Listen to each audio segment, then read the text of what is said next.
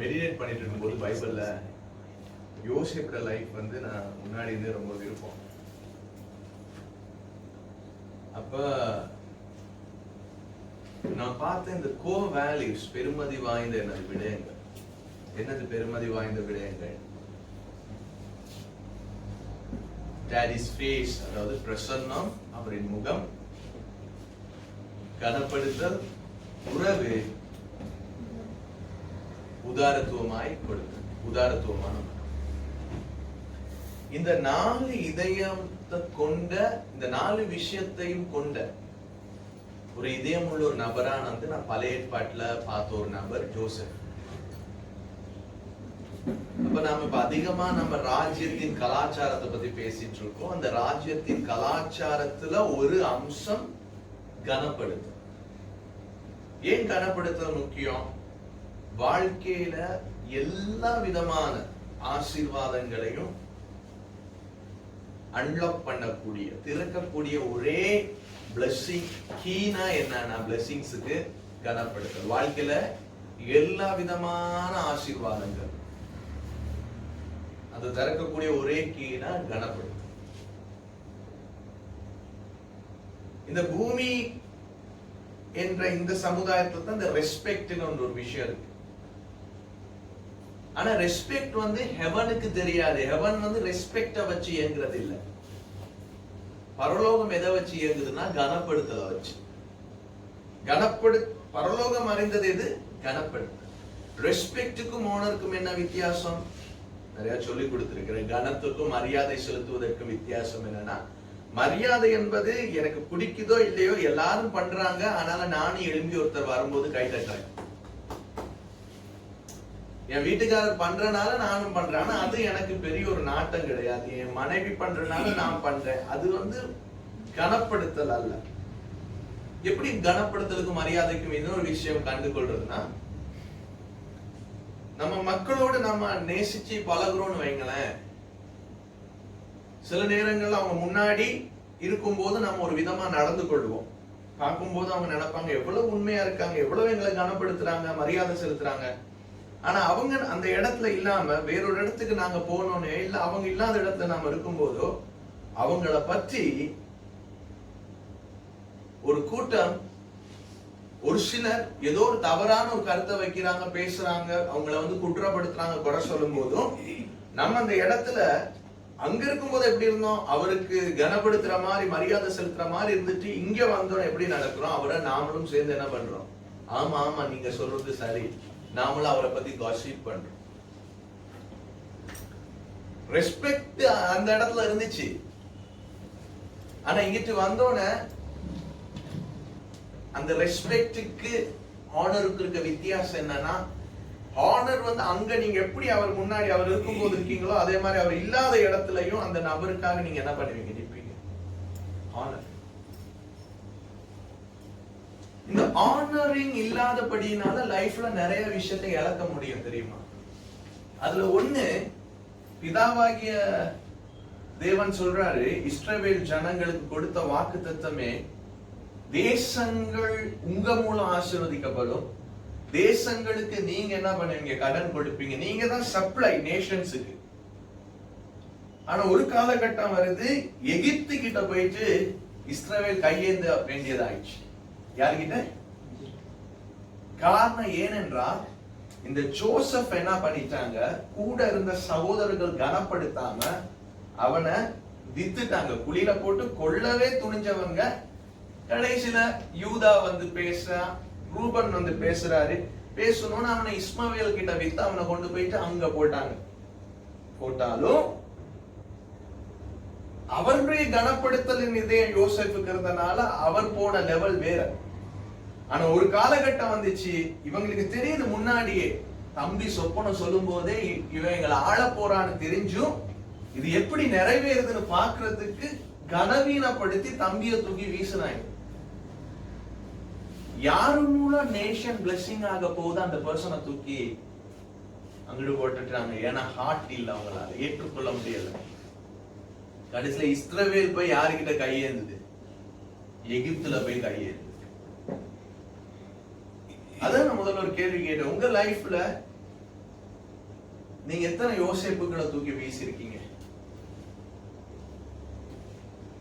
சில நேரம் யோசேப்பின் தருணங்கள்னு சொன்னேன், சில டிவைன் என்கவுண்டர், டிவைன் அப்பாயின்மெண்ட், அதெல்லாம் தட்டி கழிச்சிருப்போம்.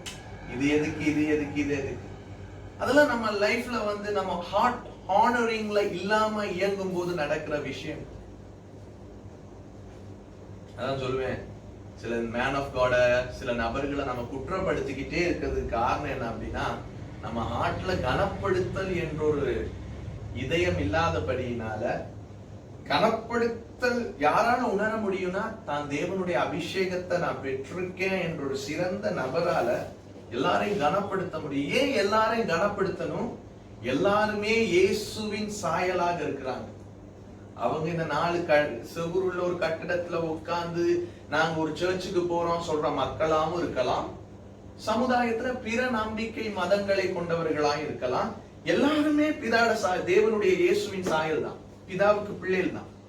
என்ன நீங்க அவருடைய குமாரர், அவர் உங்க தகப்பன்னு அறிஞ்சிருக்கீங்க.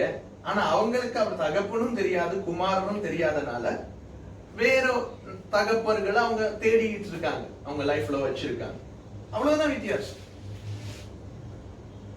இந்த கனப்படுத்தல் கலாச்சாரத்துல இவங்க தூக்கி போட்டனால இஸ்ரவேல் அவனை ஹானர் பண்ணியிருந்தானா யோசேப்ப, கூட சகோதரர்கள் எல்லாரும் சேர்ந்து வேற லெவல்ல ரூல் பண்ணிருப்பாங்க. எகிப்தெல்லாம் யாருக்கிட்ட தான் வந்திருக்கோம்? இவங்க கிட்ட வந்திருக்கோம். தூக்கி போட்டனால இவங்க அங்க போக வேண்டியதாச்சு. ஆனா அவங்க தூக்கி போட்டாலும் 39 எல்லாம் பார்த்தோம், 37 39 பார்த்தோம், யோசேப்புக்குள்ள எப்படிப்பட்ட இதயம் இருந்துச்சு? கனப்படுத்துற இருதயம். பாருங்க, கனப்படுத்துற இருதயம் ஒருத்தருக்கு இருக்குன்னு வைங்களேன், பெருமதிப்பு வாய்ந்த விடயத்தை ஒருத்த இருதயத்துல வச்சிருக்கான்னு வைங்களேன். என்ன பெருமதிப்பு? எப்பொழுதுமே கேட்டுட்டு இருக்கேன், பிரசன்ஸ், ரிலேஷன்ஷிப், ஆனரிங், ஜெனரோசிட்டி.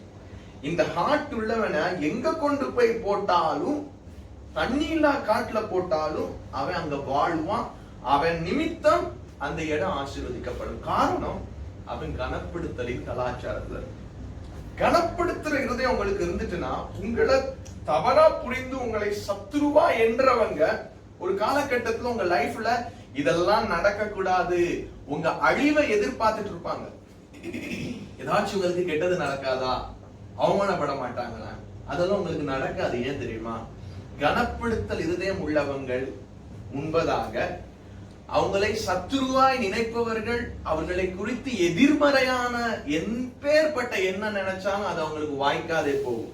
ஏன்னா கனப்படுத்துற இருதயம் வந்து அவ்வளவு வலிமை வாய்ந்தது. உங்களுக்கு விரோதமான ஆயுதம் வாய்க்காதே போகும். உங்களுக்கு விரோதமா ஒரு வழியில வந்தா 7 வழியா அந்த சூழ்நிலை போயிடும். ஏன் தெரியுமா? உங்க ஹார்ட் வந்து கல்ச்சர் ஆஃப் ஆனர்ல இருக்கு, அங்க பிக்ஸ் பண்ணிருக்கீங்க. இவனை கொண்டு போயிட்டு நீங்க பாத்தீங்க, போன வாரம் யோசேப்பு எங்க போட்டாங்க? யோசேப்பு கொண்டு போயிட்டு போர்த்திபார் வீட்டுல வச்சாங்க. ஆனா போர்த்திபார மனைவி என்ன பண்ணா? அவனை நடத்துற விதம் வந்து நீங்க பாத்தீங்க. அந்த தருணத்திலையும் அவன் எப்படி அந்த சிச்சுவேஷனை ஃபேஸ் பண்ணி வெளியே வந்தான்?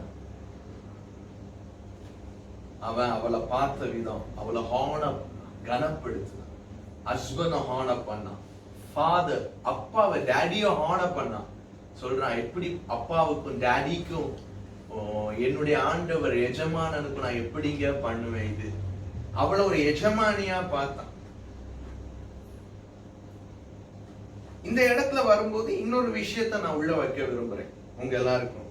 என்னன்னா, இப்ப நம்மள ஒருத்தவங்க கனப்படுத்துறாங்க. இப்ப நீங்க வந்து என்ன ஹானர் பண்றீங்க? சதீஷ் வந்து இப்ப என்ன கனப்படுத்துறான். உண்மையான கனப்படுத்தல் இருதயத்துல வந்து கனப்படுத்துறான்.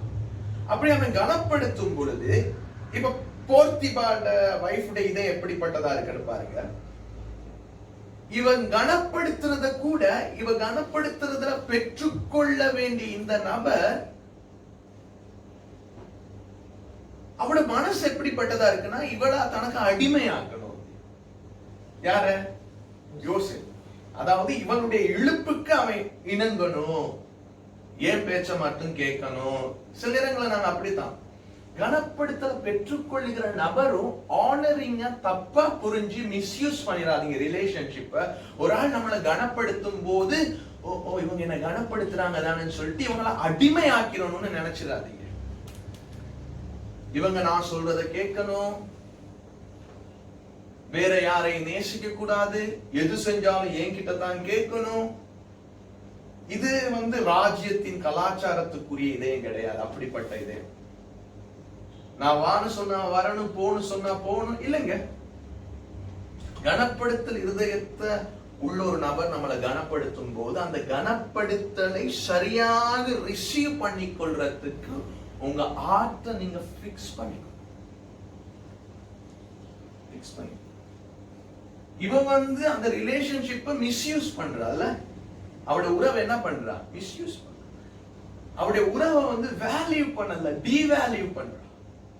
நம்ம லைஃப்லயும் நம்மள ஒருத்தவங்க கனப்படுத்தும் பொழுது அந்த கனப்படுத்தல ராஜ்யத்தின் பார்வையில், இயேசு கிறிஸ்துவின் பார்வையிலிருந்து அதை பார்த்து பெற்றுக்கொள்ளணுமே தவிர அவங்கள வச்சு நான் பகடிக்காயாய் பயன்படுத்த வேணும்னு நினைச்சிடாது. இது நிறைய மனிதர்களுடைய உறவுகளிலையும் கிறிஸ்தவ சமுதாயத்துல ஊழியங்களையும் இருக்கிற விஷயம் இது. அது ஏன்னா அப்படிப்பட்ட உறவுகள் இருக்கும் பொழுது காலங்கள் ஆகும் போது அந்த உறவு நிலைச்சு நிக்காம போகுது. ஏன்னா ரொம்ப அவங்களை அடிமைத்தனப்படுத்த பார்க்கிற ஒரு டேம தண்ணி நிரம்ப நிரம்ப நிரம்ப கூட்டி வச்ச ஒரு நாள் வெடிக்குது. அதை திறந்து விட. அப்படிதான் பிள்ளைகளுடைய ரிலேஷன்ஷிப், பெற்றோரோடு இருக்கிற உறவுல கூட இருக்கலாம். பிள்ளைகள் உங்களை கனப்படுத்துறாங்க அப்படின்னு சொல்லிட்டு நீங்க உங்க பிள்ளைகளை, அதான் வேதம் சொல்லுது, பெற்றோரை உங்கள் பிள்ளைகளை கோபமூட்டாதிருங்க. ஹானரிங் மிக முக்கியம். யோசேப்பை கொண்டு போய் அங்க விட்டாங்க. கடைசியில இவங்க போயிட்டு ஆன பண்ணாதனால அவங்க அங்க போய் கையேந்த வேண்டியதாச்சு. யோசேப்பு இருதயம் கனமுள்ள கனப்படுத்தலின் இருதயத்துல இருந்தபடியினால அவன் செஞ்சதெல்லாம் வாய்க்க பண்ணாரு. சக்சீடா இருந்தா, ப்ராஸ்பரா இருந்தான், காரிய சித்தி உள்ளவன். இவன் போனது நிமித்தம் போர்த்திபாட வீட்டுக்குள்ளையும் வெளியும் ஆசீர்வதிக்கப்பட்ட. ஒரு நாள் வைஃப் தவற ஒரு விஷயத்தை பொய் சொல்றா. கூட்டிட்டு போயிட்டு தன் ஹஸ்பண்ட் இதுதான் இவன் இப்படி பண்ணா, இவன் என்ன இப்படி பண்ணிட்டான்னு சொன்னா அவர் கொண்டு போய் அவனை ஒரு ஜெயில அடைக்கிறாங்க. அந்த பிரிசன் எப்படிப்பட்ட பிரிசன்னா, பார்வோனுடைய கட்டளையில பார்வோன் வச்சிருக்கிறதான சில கைதிகள் இருக்காங்க. அந்த மெயின் பிரிசன்ல கொண்டு போயிட்டு யோசேப்பை போட்டுட்டான். இப்ப 40வது அதிகாரத்துல 1வது வசனம். இந்த நடவடிக்கைகளுக்கு பின்பு எகிப்து ராஜாவுக்கு பானபாத்திரக்காரனும் சுயம்பாகியும் எகிப்து ராஜாவாகிய தங்கள் ஆண்டவனுக்கு குற்றம் செய்தார்கள். பார்வோனுக்கு விரோதமாய் குற்றம் செஞ்சாங்கன்னு சொல்லி 2 பேரை இந்த இடத்துல குறிப்பிடுறாங்க. ஒருத்தன் பானபாத்திரக்காரன், இன்னொன்று சுயம்பாகி. பானபாத்திரக்காரன்னா இப்ப அவங்களுடைய வைன் எல்லாம் இருக்குல்ல, அவங்களுக்கு குடிக்கிற ட்ரிங்க் இருக்குல்ல, அதுக்கு கப், அந்த கப்பை சுமந்துட்டு இருக்கிறவர். அதுக்கு ஒரு குழு இருக்கு, சேவை செய்யறதுக்கு ஊழியர்கள் இருக்காங்க, அதுல இருக்க தலைவர். சுயம்பாகினா யாருன்னா பேக்கர். அவன் இந்த ஃபுட் ஐட்டம் இருக்குல்ல அதெல்லாம் ரெடி பண்ற நபர். இவங்க 2 பேரையும் கொண்டு போயிட்டு ஜெயில வச்சுட்டாங்க. ஏன்னா இவங்க பார்வோனுக்கு விரோதமா ஏதோ தப்பு பண்ணிருக்காங்க அப்படின்னு. பார்வோன் தன் பானபாத்திரக்காரனின் தலைவனையும் சுயம்பாகிகளின் தலைவனும் ஆகிய இவ்விரண்டு பிரதானிகளின் மேலும் கடும் கோபம் கொண்டு. இவங்க 2 பேருமே யாருதான்? அந்த 2 யூனிட்டுக்கும், ஃபுட் டிபார்ட்மெண்ட்டுக்கும், குடிக்கிற இந்த வைன் டிபார்ட்மெண்டா இல்ல கப் அவர் ட்ரிங்க் குடிக்கிற அந்த டிபார்ட்மெண்ட்டுக்கு 2க்குமே முக்கியமா லீடர்ஷிப்ல இருக்க இவங்க 2 பேர் மேலையும் பார்வோனுக்கு கோபம் வந்துச்சு. அவர்கள் யோசேப்பு வைக்கப்பட்டிருந்த இடமும் தலையாரிகளின் அதிபதியின் வீடுமாகிய சிறைச்சாலையிலே காவல் பண்ணி வைத்தான். இவன் வந்து சீஃபான ஒரு கார்டா, ஒரு முக்கியமான ஒரு தளபதி. அவருடைய கட்டுப்பாட்டுக்கு கீழே தான் யோசேப் அங்க இருக்க. அந்த பிரிசன்ல தூக்கி, அந்த டெரிட்டோரியில, அந்த எல்லையில தூக்கி இவங்களையும் போட்டுட்டாங்க. தலையாரிகளின் அதிபதி அவர்களை விசாரிக்கும்படி யோசேப்பின் வசத்திலே ஒப்புவித்தான். யோசேப்பே ஒரு குற்றம் சுமத்தப்பட்டு தான் எங்க வந்திருக்கான், ஜெயிலுக்குள்ள. ஆனா இவனை விட எகிப்துல ரொம்ப இன்ஃப்ளூயன்ஸா இருந்தவங்க யாரு தெரியுமா? இந்த மத்த 2 பேர், சுயம்பாகியும் பானபாத்திரக்காரன். ஆனா இவங்க 2 பேரையும் யாருடைய கட்டுப்பாட்டுல? அந்த பிரிசனுக்கு பொறுப்பா இருக்கிற தளபதி விட்டிருக்காருன்னா யோசேப்போட கட்டுப்பாடு. எங்க போனாலும் யோசேப் ஒரு கைதியோ அடிமையோ, அந்த இடத்திலையும் அவன் தலைவனாக நிற்கிறான். கனப்படுத்தல் இருதயம் உள்ளவனை எதுக்குள்ளையும் மறைச்சு வைக்க முடியா, அவனுடைய வெளிச்சம் வெளிய வந்துடும். உங்க ஹார்ட் ஆனரிங்ல பிக்ஸ் பண்ணுங்க. இல்லாட்டி கனப்படுத்தல் இல்லாத நேரங்கள்ல தான் நம்ம பதறணும். எனக்கு அந்த தலைமைத்துவம் வேணும், எனக்கு அந்த பொசிஷன் வேணும், நான் இப்படி இருக்கணும், என்ன அந்த இடத்துக்கு கொண்டு வர மாட்டாங்களா, எத்தனை வருஷம் நான் இவங்க கூட இருக்கிறேன், எனக்கு அந்த ப்ரொமோஷனை தரல, எனக்கு அந்த உயர்வை தரல. ஏனுங்க, கனப்படுத்தல் இருதயம் உங்களுக்குள்ள இருந்துச்சுன்னா ஏற்ற சமயத்துல நீங்க வர வேண்டிய இடத்துக்கு வந்துருவீங்க. அதுக்கு நீங்க கஷ்டப்பட வேண்டிய, புலம்ப வேண்டிய கட்டாயம் கிடையாது. இவங்க 2 பேரும் யார கட்டுப்பாட்டுல விட்டிருக்காரு? யோசேப்பின் கட்டுப்பாட்டுல. அவன் அவர்களை விசாரித்து வந்தான். அவர்கள் அநேகம் நாள் காவலில் இருந்தார்கள். எகிப்து ராஜாவுக்கு பானபாத்திரக்காரனும் சுயம்பாகியுமாகிய 2 பேரும் சிறைச்சாலை இருக்கும் போது ஒரே ராத்திரியிலே வெவ்வேறு பொருள் கொண்ட சொப்பனங்கள் கண்டாங்க. ரொம்ப நாளா ஜெயில இருக்காங்க. பிரிசன்ல இருக்கும் போது ஒரு நாள் அவங்க என்ன பண்றாங்க, சொப்பனம் காண்றாங்க. யாரு 2 பேரும்? சுயம்பாகியும் பானபாத்திரக்காரன். ஒரே நாள் நைட்டு 2 பேருக்கும் சொப்பனம் வருது. அது வரைக்கும் யோசேப்பு அவங்கள போய் விசாரிக்கிறான், பேசுறான். பாருங்க, அவன் வந்தாலும் அவங்க கூட வேல்யூ வச்சிருக்க. என்ன வேல்யூ? ரிலேஷன்ஷிப், உறவு வச்சிட்டு இருக்கான். அதனால தான் அவன் போயிட்டு அவங்கள விசாரிக்கிற. எல்லாரையும் நம்மள வந்து விசாரிக்க விட்டுருவோமா? யோசேப்பை விட அந்த ராஜ்யத்துல முக்கியமான ஒரு நல்ல நிலையில நின்றவங்க இந்த 2 பேரும். அவங்க 2 பேர்கிட்ட வந்து என்னங்க எப்படி இருக்கீங்க, ஏன் நீங்க இப்படி டல்லா இருக்கீங்க, ஏன் முகத்தை தொங்க போட்டிருக்கீங்கன்னு விசாரிக்க அவங்களும் பதில் சொல்ற அளவுக்கு யோசேப்பு அந்த சிறைச்சாலையிலையும் உறவை மேற்கொண்டிருக்காங்க. கனப்படுத்தல் ஒரு இருதயம். காலமே 6ஆம் வசனம். காலமே யோசேப்பு அவர்களிடத்தில் போய் அவர்களை பார்க்கும் போது அவர்கள் கலங்கி இருந்தார்கள். இங்க போட்டிருக்கேன்னா அவங்க கொஞ்சம் அப்செட்டா இருக்காங்க. இங்கிலீஷ்ல இருக்க போயிட்டு கேட்கலாம், ஏன் நீங்க வாடி போயிருக்கீங்க, மத்த நாளை போல இல்லாம இன்னைக்கு உங்க முகம் இப்படி இருக்கு, இன்னைக்கு உங்க முகத்தை தொங்க போட்டிருக்கீங்க. 2 பேரும் வாடி போயிருக்காங்க. போய் விசாரிக்கிறான். அதற்கு அவர்கள் சொப்பனம் கண்டோம், அதற்கு அர்த்தம் சொல்லுகிறவன் ஒருவனும் இல்லை என்றார்கள். அவங்க 2 பேரும் என்ன சொல்றாங்க, நாங்க வந்து சொப்பனம் பார்க்கிறோம், ஆனா அந்த சொப்பனத்துக்கு எங்களுக்கு அர்த்தம் சொல்றதுக்கு யாரும் இல்லை. பொதுவா எகிப்துல ஒருத்தவங்க சொப்பனம் கண்டுட்டாங்கன்னா மந்திரவாதிகளை வச்சு கேட்பாங்க, ஞானிகளை வச்சு அதுக்கு அர்த்தம் கேட்பாங்க. ஆனா இந்த இடத்துல சொப்பனத்துக்கு அர்த்தம் சொல்றதுக்கு யாருமே இல்ல. இந்த டைம் நாம இதை மெடிடேட் பண்ணும்போதே நான் உங்களுக்கு ரொம்ப சொல்ல விரும்புறேன். ப்ராஃபட்டிக் கல்ச்சர் இதுல மிக முக்கியம். தீர்க்க தரிசனத்தின் கலாச்சாரம். பிதா நம்மோடு பேசுவாரு இரவு நேரங்கள்ல. நம்ம தூங்குறதே எதுக்கு தெரியுமா? நம்ம சரீரம் தூங்கினாலும் நம்முடைய ஆவி எப்பொழுதுமே விழிச்சிருக்கும். ஸ்பிரிட், உள்ளான மனுஷன், அதுல அவர் தொடர்பு கொண்டிருப்பார். நம்ம தூங்கும் பொழுது ஏன் தூங்க வைக்கிறாரு அப்படின்னா, தூக்கம் ஏன் தேவைப்படுது அப்படின்னா, நம்ம ஆவி மனிதனோட அவர் பேசிட்டு இருப்பார்.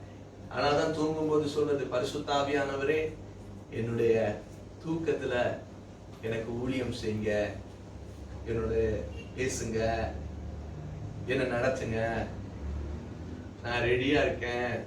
தூக்கம் ஏன் விரும்பப்படணும் அப்படின்னா சொப்பனங்கள் காணுறதுக்காக. வா, ஏன்னா சொப்பனம் ஒரு நாட்டை உருவாக்குறதுக்கு அதிகாரம் இருக்கு. ஒரு சொப்பனம் யாரு? யாக்கோப்ல ஒரு சொப்பனம், இஸ்ரவேல் இன்றைக்கு இருக்காங்க, பெரிய ஒரு நாட்டையே உண்டாக்கிட்டு. யூதர்கள் ஆனாலும் சொப்பனத்துக்கு முக்கியத்துவம் கொடுப்பாங்க. ஒரு முறை இயேசுவை கூட்டிட்டு போகணும், யோசேப் வந்து சொப்பனத்துல பார்க்கணும். ஜீசஸ் த ஃபாதர், ஃபாதரா இந்த பூமியில இருந்தார், மரியாளுடைய கணவன், இயேசுவை வளர்த்த தகப்பன். சொப்பனம் வந்து வேதத்துல நிறைய இடங்கள்ல நீங்க பார்க்கலாம்.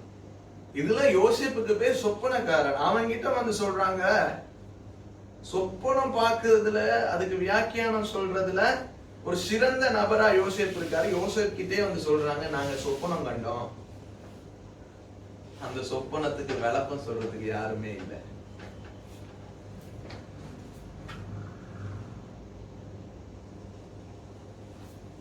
அப்ப யோசேப்பு சொல்றான்.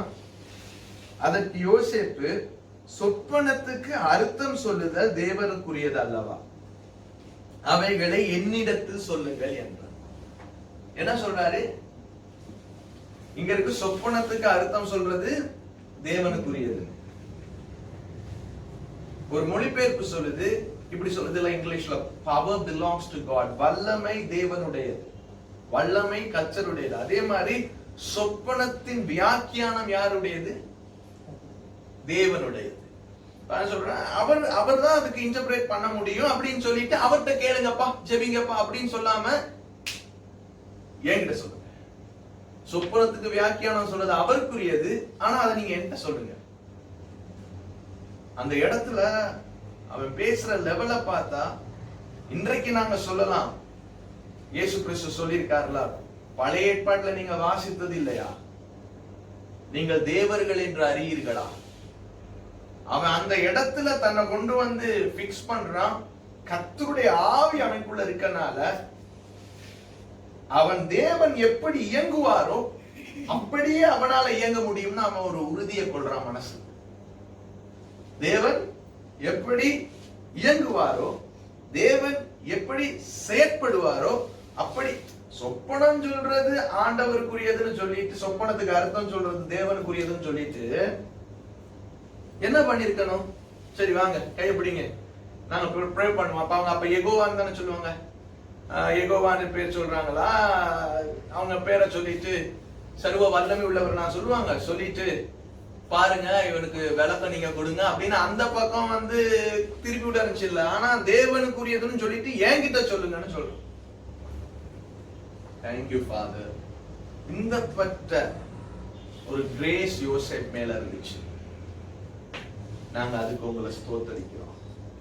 நாங்க அந்த கிரேஸ் ஹானர் பண்றோம்.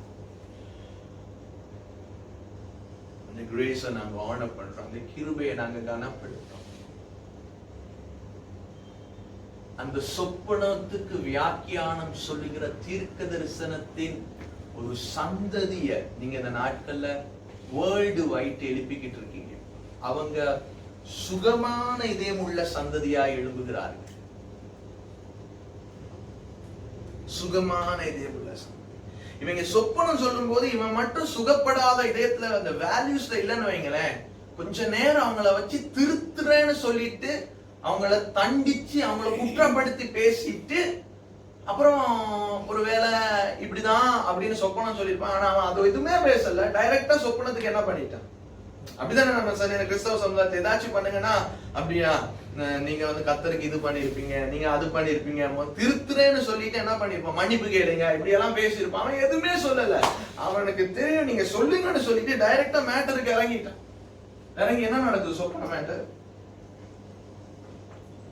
9வது வசனம். அப்பொழுது பானபாத்திரக்காரனின் தலைவன், பானபாத்திரக்காரனின் தலைவன் யாருன்னு சொன்ன, அவனுடைய ஜாப் என்னது? என்ன ஜாப்? பார்வோனுக்கு வைன், திராட்சை ரசம் அதெல்லாம் கொடுக்கிற பொறுப்பு அவனுடைய பொறுப்பு. தலைவன் யோசேப்பை நோக்கி, என் சொப்பனத்திலே ஒரு திராட்சை செடி, கவனிங்க, ஒரு திராட்சை செடி எனக்கு முன்பாக இருக்க கண்டேன். சொப்பனம் சொல்லும் போது இதெல்லாம் நீங்க கவனிக்கணும். ப்ராஃபட்டிக்ல பத்தி சொல்லி கொடுத்திருக்கிறோம்ல. மீனுனா நீங்க மீன் கண்ட அர்த்தம் என்னது? மீன் என்பது செழிப்பு. அதுக்கு வேதத்துல என்னென்னலாம் ஆதாரங்கள் இருக்கு என்பது பேசியிருக்கோம். தவளை என்பது வறுமை. யூதர்கள் கிட்ட போயிட்டு நான் நட்சத்திரத்தை பார்த்தேன் அப்படின்னு சொன்னா அவங்களுக்கு உடனே தெரியும் அது ஒரு சந்ததி, அது பிள்ளைகள். சூரியன் சொன்னா அவங்களுக்கு தெரியும் அது தகப்பன், அது ஒரு மேன்மையான இடத்துல இருக்கிறவர். சந்திரன் அம்மா. ஆனா தான் நட்சத்திரத்தை பார்த்தோன்னே ஞானிகள் வாராங்க அங்க இருந்து இயேசுட பிறப்ப பார்த்து, ஒரு ராஜா பிறந்திருக்காரு. ப்ராஃபட்டிக்ல இருக்கிற நம்பர்ஸுக்கு மீனிங், நீங்க பார்க்கிற ட்ரீம்ஸுக்கு மீனிங் எல்லாம் நீங்க கற்றுக்கொள்ளுங்க, ரொம்ப நல்லது. ஏனென்றால் நீங்க பார்க்கிற சொப்பனம் உங்க வாழ்க்கையை மாற்றக்கூடியது. நீங்க பிறரை குறித்து பார்க்கிற சொப்பனம் பிறருடைய வாழ்க்கையை மாற்றக்கூடியது. அதான் நான் உங்களுக்கு அடிக்கடி சொல்ற விஷயம். தூங்கும் போது பரிசுத்த ஆவிகிட்ட கேளுங்க, எனக்கு என்ன பண்ணுங்க, உதவி பண்ணுங்க, எனக்கு மினிஸ்ட்ரி செய்யுங்க, எனக்கு ஊழியம் செய்யுங்க. ஏன்னா என் லைஃப்ல பெரும்பாலும் நான் சொப்பனத்துல அவர் என் கூட பேசுறார். அந்த சொப்பனத்துல பேசுறது 100% சரியா இருக்கு. அல்லதான் நான் ஒரு முறை சொன்னேன்ல, முன்னாள் ஜனாதிபதி மைத்ரிபால சிறிசேனா அவங்க ஜனாதிபதி ஆக போறாரு அப்படின்னு எனக்கு அக்யூரேட்டா நான் அறிஞ்சுக்கிட்டது எங்க அப்பா கிட்ட, என் கூட கனெக்டா இருக்கவங்க கிட்ட நான் சொன்னதும் அதே மாதிரி அவர் வந்தாரு. காரணம் நான் சொப்பனத்துல பார்த்தேன். அது இப்ப இருக்கிற ஜனாதிபதி கோட்டாபய ராஜபக்ச, அவர் எலெக்ஷன் கேட்பாருன்னே இல்லாத போது ஒரு சில மாதங்களுக்கு முன்னாடி அவர் தன்னுடைய குடியுரிமை காரியங்களை ஏர்போர்ட்ல இருந்து இறங்க போறாரு. அதுக்கெல்லாம் முன்னாடியே நான் ஒரு சொப்பனத்துல பாக்குறேன், இப்ப இருக்க ஜனாதிபதியும் அவருடைய மனைவியும் வந்து என்ன சந்திக்கிறாங்க. அது நான் உங்ககிட்ட பேசியிருப்பேன், ஞாபகம் இருக்குல்ல? அதை என்னுடைய உடன்படிக்கை நண்பர்களுக்கும் என்னுடைய உடன்படிக்கை குமாரர்களுக்கும் என்னோட பயணிக்கிறவங்களுக்கும் நான் அதை சொல்லியிருக்கேன். சொல்லிட்டு உங்க ஹார்ட்டை ரெடி பண்ணேன். சிலவங்க இவர் வந்தா பிடிக்காது, இவர் தான் வரணும்னு இருக்கும்போது நான் சொன்னேன், உங்க ஹார்ட்டை ரெடி பண்ணிக்கோங்க, இது விஷயம் அப்படின்னு. ஒரு ஜனாதிபதி நாட்டுக்கு வரப்போறதே ஒரு சொப்பனத்துல சொல்றாரு. உங்க அப்பா உங்ககிட்ட சொல்லாம எதுவும் செய்ய மாட்டாருன்னு நம்புங்க. எல்லாரோடையும் சொப்பனத்துல பேசுவார். ஆமா, எல்லாரோடையும் பேசுவாரு. ஆனா எல்லாரும் சொப்பனத்தை ஆனர் பண்றது இல்லை. எல்லாரும் சொப்பனத்தை கனப்படுத்தல். சொப்பனத்தை அறிகிறதற்கு உங்களுக்கு இளைப்பாறுதலின் இருதயம் வேணும். எப்படிப்பட்ட இருதயம் வேணும்? இளைப்பாறுதலின் இருதயம். இப்ப நீங்க ஒரு வீட்டுக்குள்ள உட்கார்ந்து இருக்கீங்க, எவ்வளவு முக்கியம்னு பாருங்க. உங்க ஹார்ட் வந்து சொப்பனத்தை கேட்கறதுக்கு எவ்வளவு, அவருடைய சத்தம் கேட்க மாட்டுது, சத்தம் கேட்க மாட்டேன்னு எல்லாம் சொல்றாங்க. ஆனா நீ நல்லா இருக்க மாட்டப்பா, நீ சுகம் இல்லாம உனக்கு போயிடும், உன் லைஃப்ல வந்து நீ முன்னேறவே மாட்ட, இதெல்லாம் கேட்கும். பிசாசு பேசுற மாதிரி சத்தங்கள் நல்லா கேட்கும். ஆனா யாரோட சத்தம் கேட்காதா? ஏன்னா அந்த அளவுக்கு நம்ம அந்த ஏரியால டியூன் பண்ணப்பட்டிருக்கோம் ஹார்ட். பட் இங்கிட்டு டியூன் பண்ணணும். என்ன மேடம்னா, ஒரு வீட்டுல நீங்க உட்கார்ந்து இருக்கீங்க ஃபேமிலியா, நல்லா சவுண்ட போட்டு ஹோம் தியேட்டர்ல இது பாத்துக்கிட்டு இருக்கீங்க. பின்னாடி டைனிங் டேபிள்ல உட்கார்ந்து சவுண்டு, ஒருத்தர் உங்க குடும்பத்துல இருக்கவர் உங்களை கூப்பிட நினைக்கிறாரு. கை தட்டியோ விசில் அடிச்சோ ஏதோ நினைச்சோ ஏதோ பண்ணி கூப்பிட நினைக்கிறார். மொபைலே ரிங் பண்ணி இருந்தாலும் கூட பயங்கர சத்தம் வீட்டுக்குள்ள ஹோம் தியேட்டர். உங்களுக்கு கேட்குமா? கேட்காதா? அவர் கூப்பிடுறது கேட்காதுல்ல. ஏன்னா உங்க நோக்கம் எல்லாம் இதுலதான் இருக்கு. அந்த படத்துல அடுத்த சீன் வரும், என்ன நடக்கும் பார்த்துட்டு இருக்கீங்க. அதே நீங்க இந்த படம் சவுண்ட் எல்லாம் குறைச்சி இந்த படத்துக்கு உங்க கவனத்தை நீங்க கொடுக்கல, நீங்க உட்கார்ந்து இருக்கீங்க. பின்னாடி இருந்து அவர் லைட்டா அப்படி சொன்னாலே நீங்க டக்குன்னு திரும்பி பார்ப்பீங்க. ஏன்னா உங்களுடைய கான்சென்ட்ரேட், உங்களோட கவனம் ரொம்ப துல்லியமா இருக்கு. உங்களுடைய சரீரத்துல அவயங்கள் எல்லாம் இப்ப டிஸ்டர்ப் இல்லாம தெளிவா இருக்கு. ஒண்ணு மேல கரிசனை, இது மேல நோக்கமா இல்ல, டிவி பாக்குறதுல இல்லாம இப்ப உங்க ஹார்ட் மத்த சத்தத்துக்கு செவி கொடுக்குது. அதுக்கு காரணம் அவன் தன்னை ரொம்ப பீஸ்ஃபுல்லா வச்சிருக்கும். நான் உங்களை பார்த்து சொல்றேன், அவர் சொல்றாரு, மனுஷன் அப்பத்தினால் மாத்திரம் அல்ல, பிதாவினுடைய வாயிலிருந்து புறப்படுகிற ஒவ்வொரு வார்த்தையினாலும் பிழைப்பான். ரேமா அவர் 24 மணித்தியாலத்துல ஒவ்வொரு நிமிஷம் உங்க கூட பேசிக்கிட்டு தான் இருக்காரு. ஒவ்வொரு செகண்டும் ஒவ்வொரு நாளும் பேசிக்கிட்டு தான் இருக்காரு.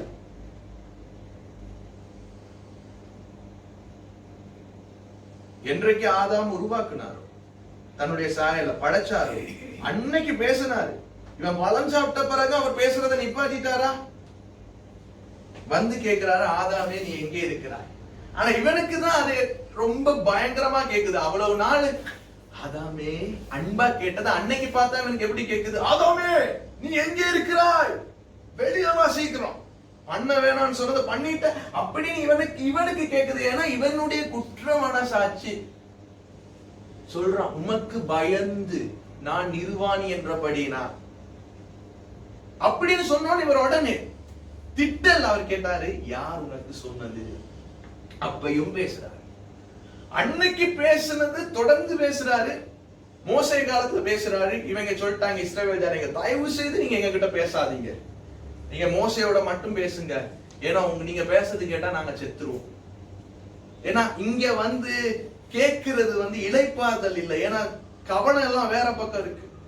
இயேசு இந்த பூமிக்கு வந்த போது கூட பிதா பேசுறாரு. ஒரு இடத்துல இயேசு சொல்றாரு, இவருக்கு செவி கொடுங்களை நேசகுமாரன் சொல்லும் போது கேட்கிறாரு, உங்களுக்கு கேட்டுச்சான்னு. இவங்க சொன்ன, ஆமா கேட்டுச்சு. எப்படி கேட்டுச்சு? தேவதூதன் பேசுறதும் இடி முழங்குற சத்தமும் எனக்கு கேக்குது. அவர் கேட்கிறாரு, இந்த சத்தம் இது என் நிமித்தமா வரல, உங்களுக்கு வந்தது. அப்படி இந்த நொடி கூட பிதா பேசிக்கிட்டு தான் இருக்காரு. அவர் பேசுறதுக்கு 1000 முறைகள் இருக்கு. ஆமா, இப்ப நான் பேசுற சத்தம் உங்களால தெளிவா கேட்க முடியல. அதே மாதிரி அவர் சத்தத்தை தெளிவாய் கேட்க முடியும். அது அங்க அவர் பக்கம் தப்பு ஒண்ணும் கிடையாது. நம்ம ஹார்ட் இளைப்பாறுதலில் இருக்கணும், ரெஸ்ட்ல. அவர் சொல்றாரு, என்கிட்ட வாங்க, வருத்தப்பட்டு பாரம் சுமந்துக்குவீங்களா, நான் உங்களுக்கு இளைப்பாறுதல் தர்றேன். என் நுகம் மென்மையா இருக்கும். என் நுகம் எப்படி இருக்கும்? மென்மையா இருக்கும். என்னிடத்துல மனத்தாழ்மையும் சாந்தத்தையும் கத்துக்கொள்ளுங்க.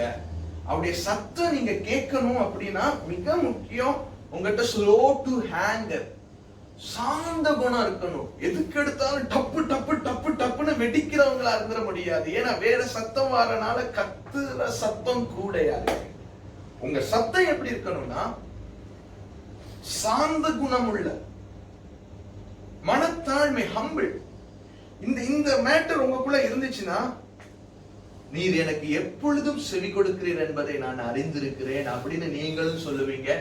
நீங்க எனக்கு சொல்றது எனக்கு கேக்குதுப்பா அப்படின்னு உங்க வாயிலிருந்து நீங்க சொல்லுவீங்க அவரப்பா.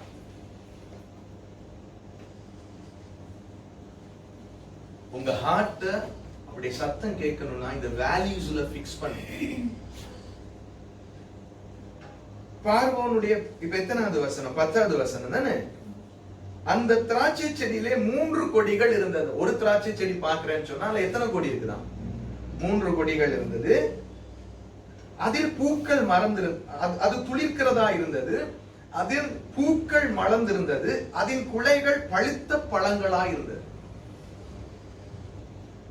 ஒவ்வொரு மேட்டர் சொல்றாரு.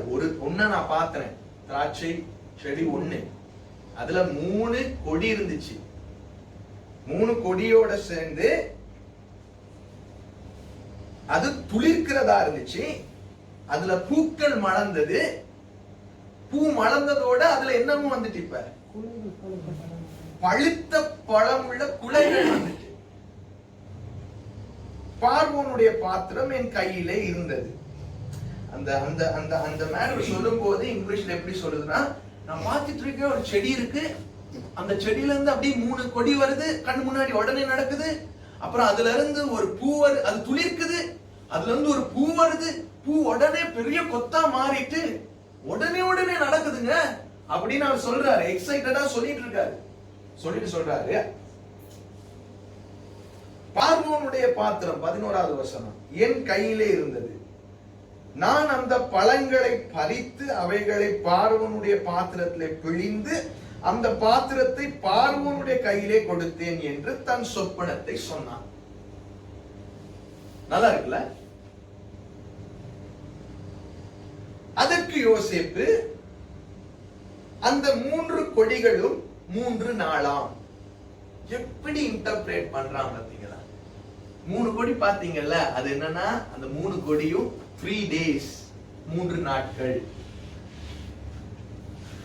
3 நாளுக்குள்ளே பார்வோன் உன் தலையை உயர்த்தி, இந்த இடத்துல நோட் பண்ணிக்கொள்ளுங்க, இதே வேர்டு வந்து சுயம்பாகி பேசும்போது சுயம்பாகி கிட்ட இப்படி ஒரு அர்த்தம் சொல்லுவான். ஆனா 2 மீனிங் இருக்கு. இங்க என்ன இருக்குன்னா, பார்வோன் உன் தலையை உயர்த்தி உன்னை மறுபடியும் உன் நிலையிலே நிறுத்துவார். அந்த உயர்த்தி நிறுத்துவார் என்பதற்கு அர்த்தம் என்னன்னா, எல்லார் முன்னாடி உங்களை கூப்பிட்டு உங்களை அந்த இடத்துல உயர்வை கொடுப்பாரு. இந்த வேர்டுல இன்னொரு மீனிங் இருக்கு, அது கீழே வாசிக்கும் போது நான் சொல்றேன். இன்னொரு இதே மாதிரி வசனம் சுயம்பாகிக்கும் வரும். முன்னே அவருக்கு பானம் கொடுத்து வந்த வழக்கத்தின்படியே பார்வோனின் பாத்திரத்தை அவர் கையிலே கொடுப்பார்.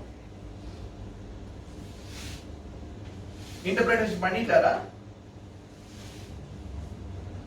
3 கிளைகள் எத்தனை நாளா புளிஞ்சு திரும்பி நான் பார்வோட்ட கொடுக்கிறேன்னு சொல்றாரு. அவர் சொல்றாரு, ஆமா உன் சுக வாழ்வு துளிக்கும். என்ன ஆகுதா? உண்டாகுது, உனக்கு வாழ்க்கை உண்டாகுது, நீ திரும்பி உன் இடத்துக்கு வருவ.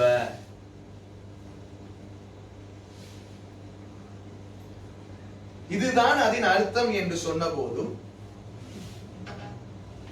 சொன்னதும் அன்றி அர்த்தத்தை சொல்லிட்டு யோசேப்பு சொல்றான், நீர் வாழ்வடைந்து இருக்கும் போது என்னை நினைத்து என் மேல் தயவு வைத்து என் காரியத்தை பார்வோனுக்கு அறிவித்து இந்த இடத்திலிருந்து என்னை விடுதலையாக்க வேண்டும். நான் எபிரேயருடைய தேசத்திலிருந்து களவாய் கொண்டு வரப்பட்டேன். என்னை இந்த காவல் கிடங்கிலே வைக்கும்படிக்கு நான் இவ்விடத்தில் ஒன்றும் செய்யவில்லை என்று சொன்னான். இன்டர்பிரேட் பண்ணிட்டு என்ன தெரியுமா சொல்றாரு? நீங்க அன்னைக்கு ஒரு நல்ல நிலையில இருப்பீங்க. இங்க இருக்கு, நீர் வாழ்வடைந்து இருக்கும் பொழுது என்ன கொஞ்சம் நினைங்க, என் மேல தயவு வைங்க, என் மேல ஃபேவர் காண்பீங்க, என் காரியத்தை எனக்கு சில நான் உங்களோட இவ்வளவு நாள் பழகி இது வரைக்கும் இருந்தேன்ல, இதுல அவனுடைய விஷயங்கள் எல்லாம் சொல்லியிருப்பான். இன்னைக்கு நடந்ததும் நான் உங்களுக்கு சொன்னதும் உங்களுக்கு தெரியும். என்னை பத்தி கொஞ்சம் பார்வோனுக்கு எடுத்து சொல்லி இந்த இடத்துல இருந்து என்ன நீங்க விடுதலை ஆக்கணும். என்ன காரியத்தை பார்வோன்ட்டு நீங்க சொல்லணும்? நான் எபிரேயருடைய தேசத்திலிருந்து களவாய் கொண்டு வரப்பட்டேன். இந்த இடத்துல நீங்க கவனிக்க வேண்டியது ஒண்ணுதான். 15ஆம் வசனத்துல அவனுடைய ஹார்ட்ல இன்னும் ஹானர் ஆபரேட் ஆயிட்டு இருக்கு. இங்க இருக்கு வந்து களவாய் கொண்டு வரப்பட்டேன்னு ஒரு 2 சில ஓஷன்ஸ்ல இருக்கு, என்ன கடத்திட்டு வந்துட்டாங்க. ஆனா நடந்தது என்னது? யார் அவனை வித்தது? அவனுக்கு துரோகம் பண்ணவங்களை கூட இந்த உலகத்துல சொல்லுவாங்க, துரோகம் பண்ணவன மன்னிக்காத துரோகி. இப்படி வாழ்க்கையில வந்து இவனை கூட அப்படி பண்ணலாம் இப்படி பண்ணலாம். துரோகத்துக்கு எடுத்து காட்டுறதுக்கு நாளுக்கு நாள் Facebookல போஸ்ட் இருக்கும், படங்கள்ல வசனங்கள் இருக்கும். துரோகிய மன்னிக்காத, துரோகி இருக்க விடக்கூடாது, துரோகி துரோகின்னு. ஆனா இங்க என்ன தெரியுமா நடக்குது? அவங்க அண்ணன்மார் துரோகியம் பண்ணிருந்தாங்க. இவன் சொல்லிருக்கணும், நான் ஒண்ணுமே பண்ணல, என்ன தூக்கி அண்ணன்மார் வித்துட்டாங்கன்னு தானே சொல்லிருக்கணும், என்ன கொடுத்துட்டாங்கன்னு தானே சொல்லிருக்கணும். அதை விட்டுட்டு என்ன தெரியுமா சொல்றான்? என்ன கடத்திட்டு வந்தாங்க, என்ன களவாய் கொண்டு வந்தாங்க. நான் எபிரேயத்தான், நான் எபிரேய இடத்துல இருந்து அவங்க என்ன கொண்டு வந்துட்டாங்க. கனப்படுத்தல் இருதயம் இருக்கும் போது உங்களை யார் உங்களுக்கு தீமை செய்தாலும் நீங்க அவங்கள எல்லாருக்கிட்டையும் சொல்லி தெரிய மாட்டீங்க. இவங்கதான் என்ன இப்படி பண்ணாங்க, இவங்கனாலதான் நான் இப்படி இருக்கேன். அவங்க அண்ணன் தம்பியே இல்ல, இவன் தேவையே இல்லைன்னு சொன்னா கூட இவன் மனசுல அவங்க அண்ணன்மார வச்சிருக்க இடம், அவங்க குடும்பத்தை வச்சிருக்க இடம். அதாங்க நான் உங்களுக்கு சொல்றேன். உங்க லைஃப்ல சிலர் புரிந்து கொள்ளாம, உங்க மேல பரலோகம் வச்சிருக்க பார்வைய நோக்கத்தை அறிஞ்சு கொள்ளாம உங்களை உதறி தள்ளி இருக்கலாம், தூக்கியே போட்டிருக்கலாம். அது அவங்க காண்பித்த அவங்களுடைய இதயத்தில் தோன்றிய முறையை செயற்படுத்தினாங்க. டி வேல்யூ உங்களை பண்ணிட்டாங்க. அதுக்கு பலி நீங்க செலுத்த போறீங்களா? பலிக்கு பலி செய்ய போறீங்களா? இந்த யோசேப்பு அந்த அரியணையில இருக்கிறதுக்கு காரணம் இவனுக்குள்ள கனப்படுத்தலின் இருதயம் இருக்குங்க. சொல்லி காட்டவே இல்லை. நமக்கு சின்ன ஒரு கோபம் சின்ன ஒரு விஷயம் எல்லாத்தையும் சொல்லி காட்டிடுவோம்ல. ஆனா முதல் கனா வரைக்கும் A to Z வரைக்கும் எல்லாம் சொல்லிட்டு இவங்களால தான் நான் இப்படி இருக்கேன். எனக்கு இந்த வசனம் நான் வாசிக்கும் போது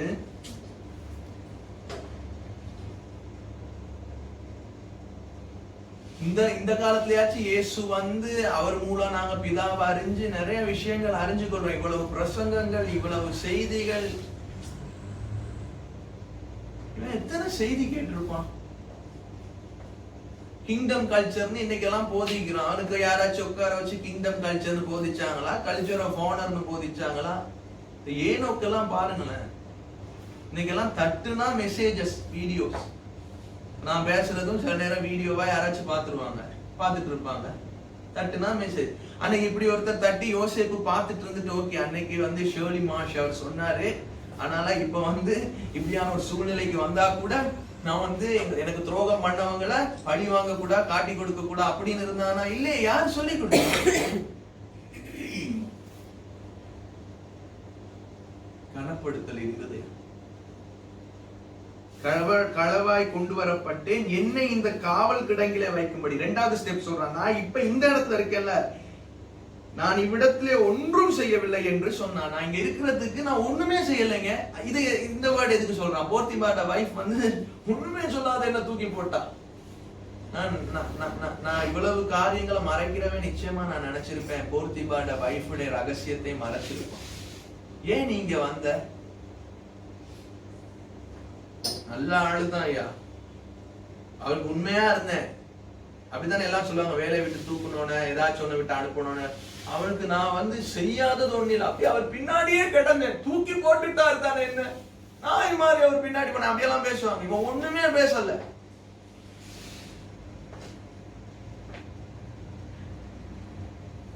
இங்க பாருங்க, உங்க பக்கம் தப்பு நடக்கல, உங்க பக்கம் ஜீவன் இருக்கு, நீதி இருக்குன்னா சொல்லி நிரூபிக்க போகாதீங்க. உங்களுடைய இதயமே உங்களை ஒரு காலத்துக்கு சிறையில வச்சு இருக்கிற உங்களை அரியணைக்கு கொண்டு வருங்க. அரியணைக்கு கொண்டு வரும். ட்ரை பண்ணாதீங்க. எனக்கு தீர்வு தெரிஞ்சுதான் ஆகணும், எனக்கு ஒரு இதுதான் தெரியணும், அதுதான் தெரியணும்.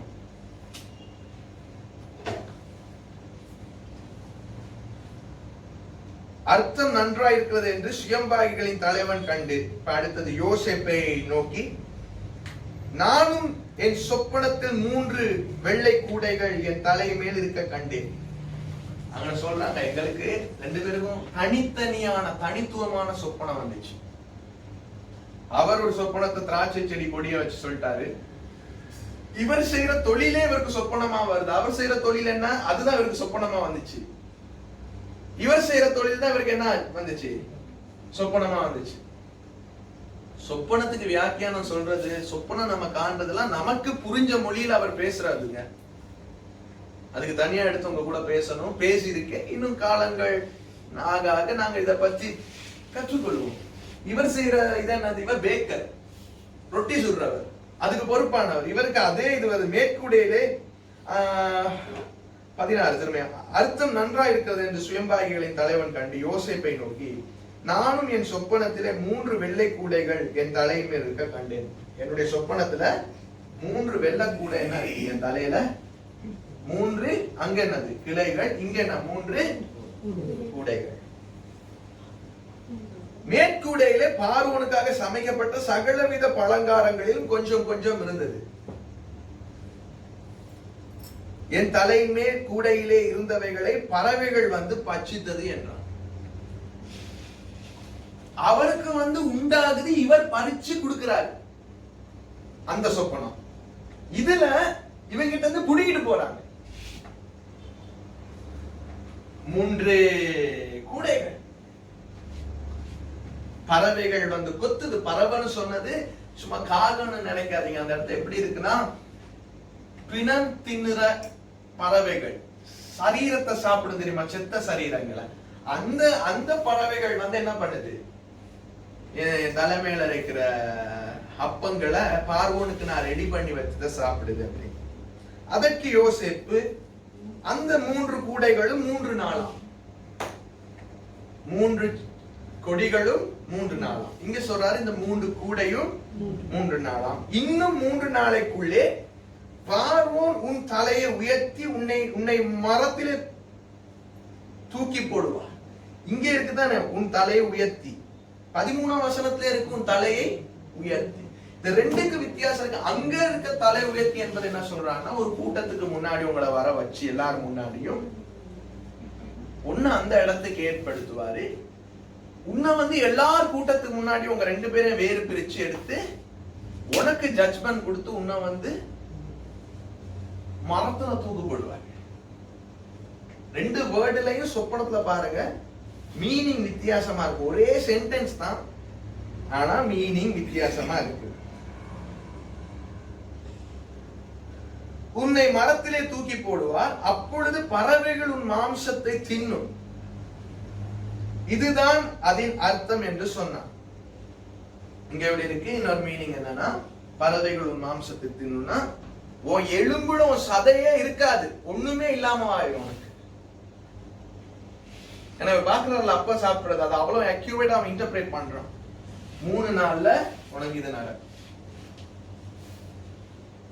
3வது நாள் பார்வோனுடைய ஜென்ம நாளா இருந்தது, பர்த்டே. அவன் தன் ஊழியக்காரர் எல்லாருக்கும் விருந்து பண்ணி, எல்லாரும் தன்னோட இருக்க எல்லா சர்வன்ஸுக்கும் விருந்து வைக்கிறான். பானபாத்திரருடைய தலைவன் தலையை சுயம்பாகிட தலைவன் தலையும் தன் உத்தியோகஸ்தன் நடுவே உயர்த்தி. அப்படின்னா 2 பேரையும் ஓ அப்படின்னு உயர்த்தாம எல்லாரும் முன்னாடி இவங்க 2 பேரையும் வர வைக்கிறான். வாங்க உங்க 2 பேரையும், அதான் தலையை உயர்த்தி 2 பேரையும் வர வச்சு, பானபாத்திரக்காரன் தலைவனை பானம் கொடுக்கிற தன் உத்தியோகஸ்தின் மறுபடியும் வைத்தான். அந்த ஆபீஸுக்கு, அந்த டிபார்ட்மெண்ட்டுக்கு அவரை திரும்பியும் வச்சுட்டான். அந்தபடி அவன் பார்வனுடைய கையிலே பாத்திரத்தை கொடுத்தான். சுயம்பாகிகளின் தலைவனையோ தூக்கி போட்டான். யோசேப்பு அவர்களுக்கு சொன்ன அர்த்தத்தின்படியே சம்பவித்தது.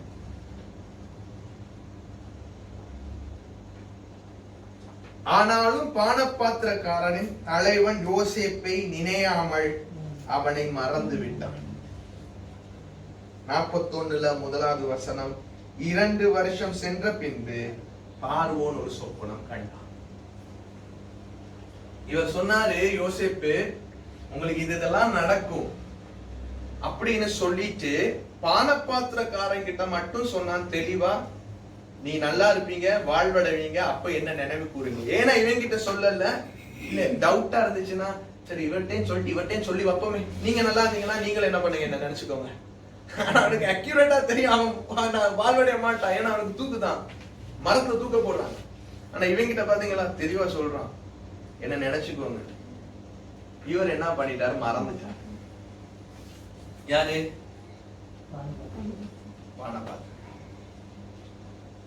நீங்க நினைச்சு பாருங்க, நீங்க ஒரு ஆளுக்கு நன்மை செஞ்சு ஒரு ஆள் உங்க மூலம் நன்மை அடைஞ்சு ஒரு நல்ல நிலையில இருக்காரு, ஆனா உங்களை மறந்துட்டாரு. எப்படி இருக்குங்க இது? அன்று முதற்கொண்டு சிறைச்சாலையில் இருக்கிற எல்லார்கிட்டையும் அவனை பத்தியே பேசிக்கிட்டு இருப்போம். நன்றியே இல்லையா, என்னாலதான் அங்க இருக்கான் இல்லையானா. யோசேப்பு அப்படி செயற்படல. 2 வருஷம் ஆயிட்டுங்க. சரி, நான் உங்களை பத்தி ஒரு கேள்வி கேட்கிறேன். அப்படியே இந்த சுயம்பாகி போயிட்டு பார்வோன் கிட்ட நான் இப்படி இருந்தேன், அப்போ ஒருத்தன் வந்து எனக்கு இப்படி சொன்னான், அவனை ரிலீஸ் பண்ணிட்டாங்க. எப்ப? 2 வருஷத்துக்கு முன்னாடியே ரிலீஸ் பண்ணிட்டாங்க. என்ன ஆகிருக்கும் நீங்க நினைக்கிறீங்க?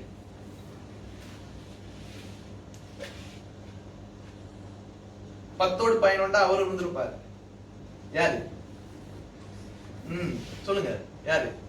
யோசேப்பு. எல்லாரோட கூட்டத்தில் கூட்டமா அவனும் வேணா அப்ப சுயம்பாகி கிட்ட சொல்லி, பாப்பா நீ வச்சுக்கோப்பா, உன் கூட வைன் டிபார்ட்மெண்ட்டுக்கு நீ பொறுப்பா இருக்கல, உன் டிபார்ட்மெண்ட்ல அவனையும் சேர்த்துக்கோ அப்படின்னு தானே வந்திருக்கும்.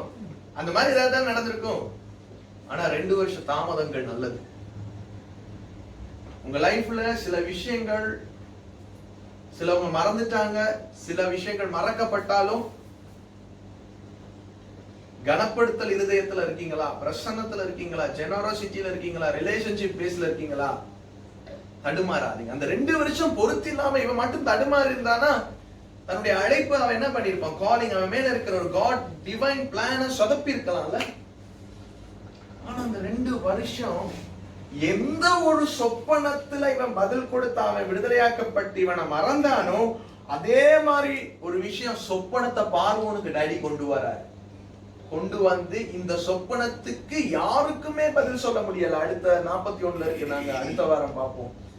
அதே சொப்பனத்தை திறக்கிறதுக்கு ஒருத்தன் தான் இருக்கான். யாரு? அவனுக்குள்ள உங்களை எந்த கதவு மூலம் அடைக்கப்பட்டுச்சுன்னு நீங்க நினைக்கிறீங்களோ, எந்த நபர்கள் மறந்தாங்களோ நினைக்கிறீங்களோ, ஒரு நாள் வருங்க, எப்பயாச்சும் ஒரு நாள் இல்ல, சீக்கிரமா குறிப்பிட்ட காலம், சரியான டிவைன் டைம் வரும், தெய்வீக தருணம்.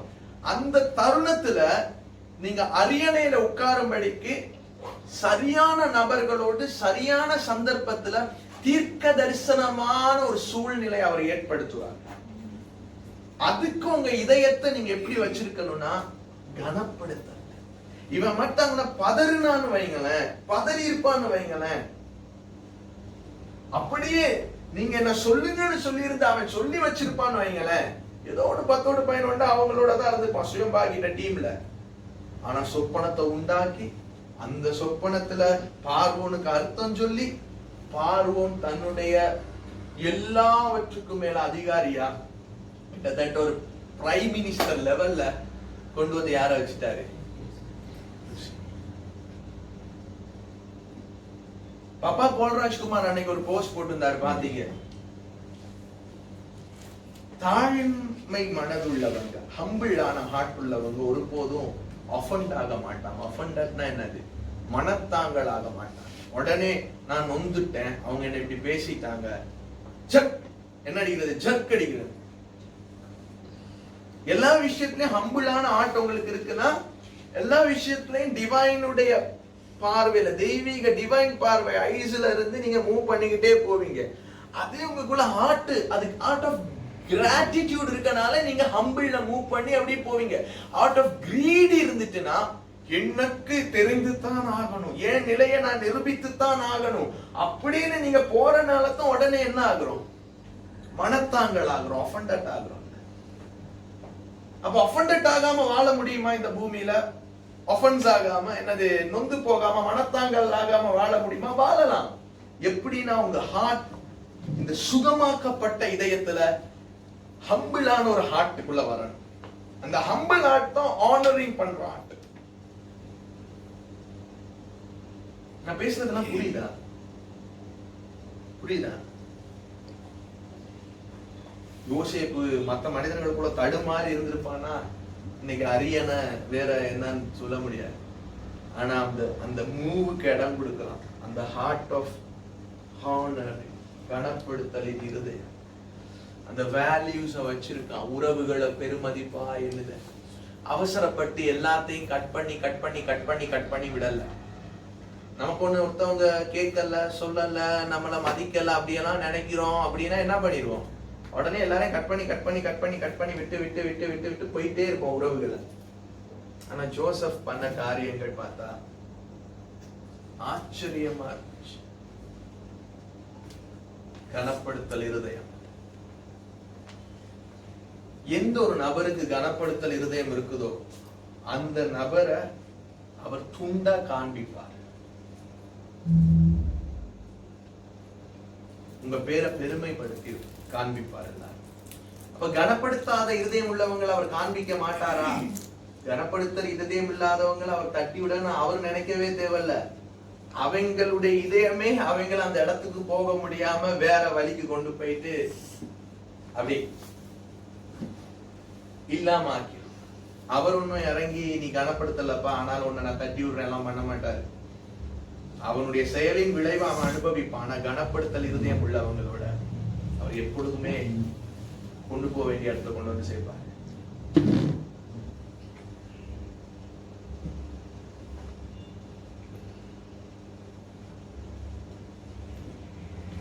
எல்லா வகையான உறவுகளை வென்றடையக்கூடிய திறவுகோள், எல்லா வகையான ஆசீர்வாதங்களை வென்றடையக்கூடிய திறவுகோள் அன்பும் கனப்படுத்தல். என்னோட சொல்லுங்க, எல்லா வகையான உறவுகளையும் வென்றடையக்கூடிய திறவுகோள், எல்லா ஆசீர்வாதங்களையும் அனுபவிக்க கூடிய திறவுகோள் கனப்படுத்தலும் அன்பும். ஆமென். ஷலோம். பிதாவின் சமாதானம் கூட இருக்கிறது.